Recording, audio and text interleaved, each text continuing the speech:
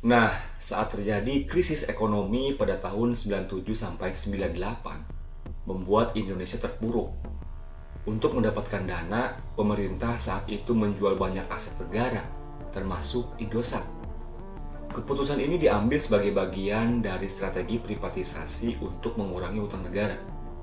Namun, banyak yang menganggap ini sebagai langkah yang kurang tepat karena Indosat adalah aset strategis di sektor telekomunikasi.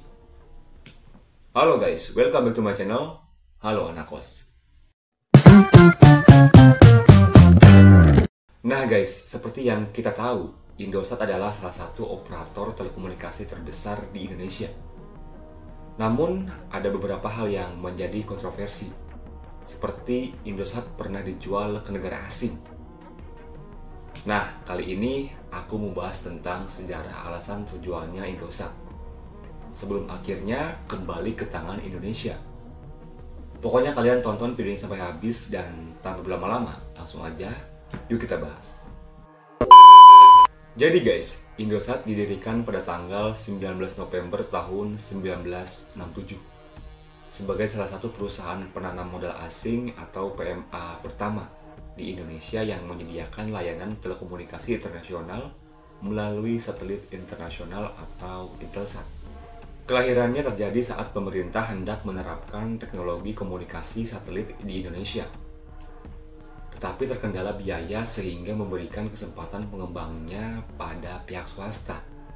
Nah, kemudian datanglah salah satu perusahaan telekomunikasi asal Amerika Serikat bernama ITT untuk menawarkan proyek tersebut.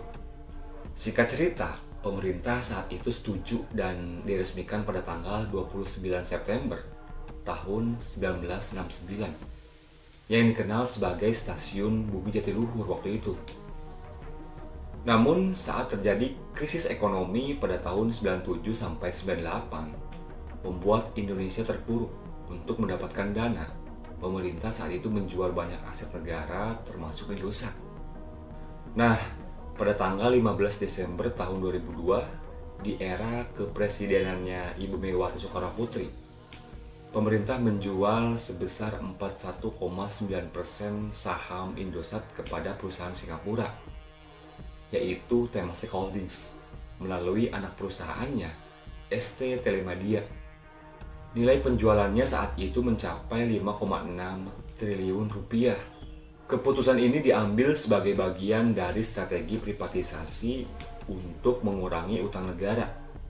Namun, banyak yang menganggap ini sebagai langkah yang kurang tepat karena Indosat adalah aset strategis di sektor telekomunikasi. Sejak dijual, Indosat bukan lagi milik Indonesia sepenuhnya. Hal ini memicu kritik dari berbagai pihak karena sektor telekomunikasi dianggap sebagai bagian dari kedaulatan negara. Nah, pada 6 Juni 2008, ST Telemedia menjual sahamnya ke Ooredoo, perusahaan telekomunikasi asal Qatar. Nama Indosat pun berubah menjadi Indosat Ooredoo. Namun di tahun 2022, akhirnya Indonesia berhasil mendapatkan kembali Indosat setelah merger dengan Hutchison 3 Indonesia. Kini perusahaan ini dikenal sebagai Indosat Ooredoo Hutchison dengan kepemilikan saham yang lebih banyak dikuasai pihak Indonesia.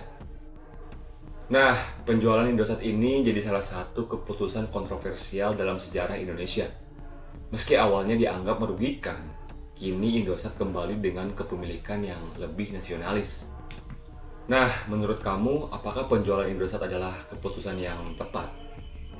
Dan kira-kira bagaimana masa depan Indosat ke depannya? Tulis pendapatmu di kolom komentar ya. Dan mungkin itu aja video aku kali ini. Terima kasih yang udah nonton, terima kasih yang udah subscribe. Thanks for watching, sampai jumpa di video berikutnya. Bye-bye.